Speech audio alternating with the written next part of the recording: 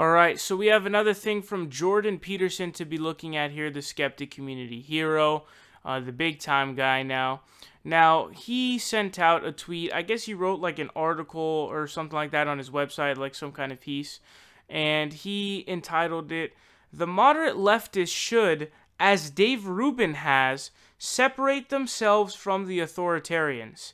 Now, I'm actually going to state here, I don't know what exactly you would call authoritarian, but I'm going to assume it's the people who shut down his speeches and stuff like that. I'm actually agreeing with him there. I do think that people like myself and other progressives should distance themselves and distinguish themselves as being different from authoritarian leftists. No doubt. I actually agree with that. I honestly do agree with that. And I've done that multiple times myself. I've made a video talking about identity politics is ridiculous and you know, denouncing SJWs, etc., etc.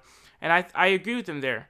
But the problem where I disagree with is the idea of Dave Rubin being a moderate leftist or a leftist of any sort is utterly ridiculous, because it's so vapid and stupid to call him that. First of all, I'm going to go through a few different points here. So first of all, he took a political compass test in which he ended up being in the bottom right corner, or not corner, but the bottom right quadrant of the graph, meaning that he would be a right-winger, a right-wing libertarian, essentially is what he is.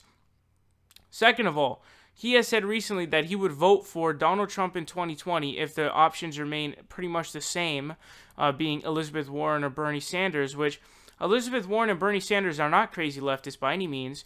They both have supported Ann Coulter's free speech. They have both been open free speech advocates, as I have, and they both keep everything substantive, and they don't even really talk about identity politics. So that's fucking ridiculous, right? What kind of a leftist says they'd vote for Donald Trump? That makes no sense, especially when they're smearing the people that they claim they wouldn't vote for.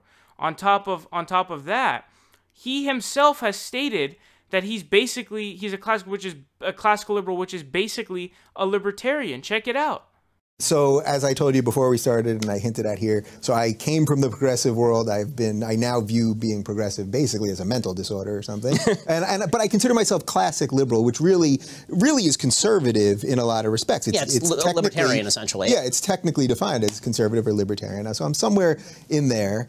What kind of a moderate leftist calls progressivism a mental disorder and describes his own ideology as being libertarian, essentially right-wing?